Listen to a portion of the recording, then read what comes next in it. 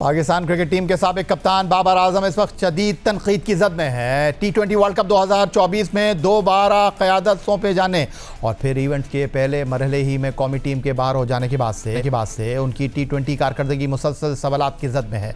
बतौर कप्तान और बतौर बैटर दोनों हैसियतों से उनसे जो तवक्कुआत वाबस्ता की गई वो पूरी होती दिखाई दे नहीं रही और यही वजह है कि उनकी कारकर्दगी पर बहस का सिलसिला थम नहीं सका। इस कारकर्दगी की बुनियाद पर मार्च 2025 में दौरा न्यूजीलैंड के 5 मैचों पर मुश्तमिल T20 सीरीज़ के लिए उन्हें पहली मरतबा कौमी स्क्वाड से ड्रॉप किया गया। तकरीबन 8 माह बाद कौमी T20 टीम से बाहर रहने के बाद अक्टूबर 2025 में उन्हें जनूबी अफ्रीका और जिम्बाब्वे के खिलाफ सीरीज़ के लिए दोबारा मुंतखब किया गया। उम्मीद थी कि ये वापसी एक मजबूत और यादगार कम बैक साबित होगा, लेकिन बदकिस्मती से ऐसा हो नहीं सका। उनकी कारकर्दगी वो तसलसल वो असर पैदा न कर सकी जिसकी एक आलमी मयार की बैटर से तवक्को की जाती है। यूँ आज भी सूरत हाल को ज़्यादा मुख्तलिफ दिखाई नहीं देती। बाबर आजम एक बार फिर उसी मुकाम पर खड़े दिखाई देते हैं जहां उन्हें पहली बार कौमी T20 टीम से बाहर किया गया था।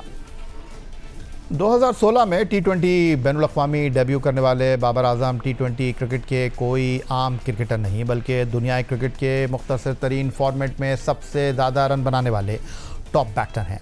बाबर आजम ने 2016 से अब तक 143 T20 इंटरनेशनल में सबसे ज़्यादा 4,571 रन स्कोर किए हैं, जिसमें उनकी 3 सेंचुरियां और 39 निफ सेंचुरियां शामिल हैं।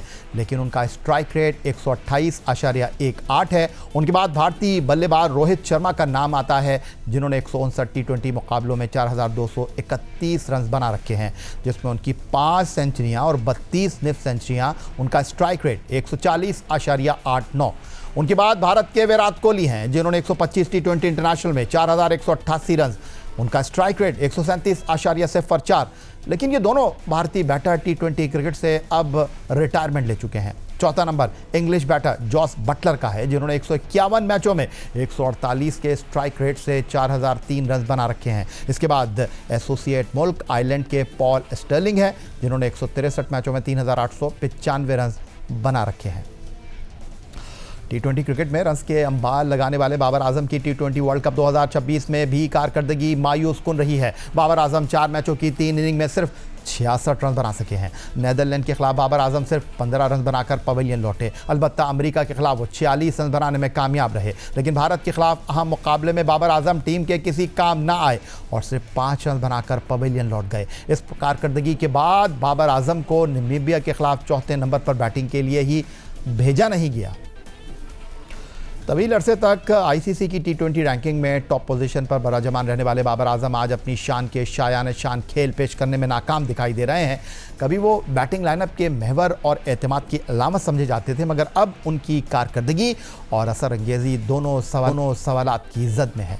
हालात यहाँ तक आ पहुँचे हैं जो आवाज़ें कभी उनके दिफा में बुलंद हुआ करती थीं वो भी अब खामोश हैं। मद्दाहों की आंखों में उम्मीद की जगह मायूसी ने ले ली है और टीम मैनेजमेंट भी संजीदा गौर व फिक्र पर मजबूर है। पाकिस्तान टीम सुपर 8 मरहले में रसाई हासिल कर चुकी है जहां उसे न्यूजीलैंड, इंग्लैंड और श्रीलंका जैसी मजबूत टीमों का सामना करना है। ऐसे में सबसे बड़ा सवाल यही है, क्या बाबर आजम को इस अहम मरहले में मैदान में उतारा जाएगा या नहीं। उन्हें वर्ल्ड कप स्क्वाड में शामिल करने की बुनियादी दलील ये थी कि वो श्रीलंकन कंडीशन में बैटिंग को इस्तेहकाम फराहम करेंगे, इनिंग्स को संभालेंगे और बड़े मुकाबलों में तजुर्बे का फ़ायदा देंगे।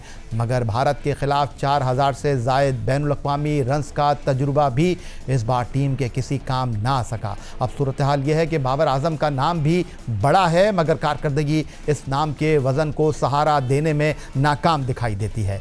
यही वो लम्हा है जहां एक अजीम खिलाड़ी या तो तनकीद के बोझ तले दब जाता है या फिर इसी दबाव को अपनी नई शुरुआत की बुनियाद बना लेता है। साबिक क्रिकेटर्स ने भी बाबर आजम की कारकर्दगी और उनकी शमूलियत पर सवालात उठा दिए हैं। साबिक कप्तान राशिद लतीफ़ ने जियो न्यूज़ के प्रोग्राम हारना मना है में बाबर आजम पर तनकीद करते हुए कहा, 4 से 5 खिलाड़ी कौमी टीम में होने के मुस्तहिक नहीं। बाबर आजम को ज़बरदस्ती टीम में लाया गया है। बाबर आजम की टीम में जगह नहीं बनती। टेस्ट क्रिकेटर अहमद शहजाद ने भी बाबर आजम को खूब आड़े हाथों लिया। अहमद शहजाद ने बाबर को रिकॉर्ड बनाने वाला मगर इनफरादी खेल पर तवज्जो देने वाला करार दिया और उनकी बैटिंग औसत और स्ट्राइक रेट पर सवालात उठा दिए।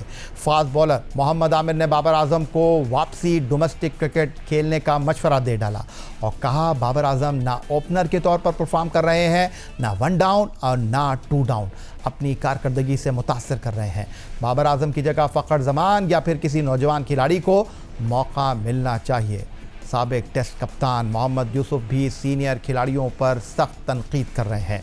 भारत से शिकस्त के बाद कौमी स्क्वाड पर तनकीद करते हुए मोहम्मद यूसुफ ने कहा बाबर आजम, शाहीन आफरीदी और शादाब खान का वक्त गुजर चुका है और टीम को नए खिलाड़ियों की ज़रूरत है।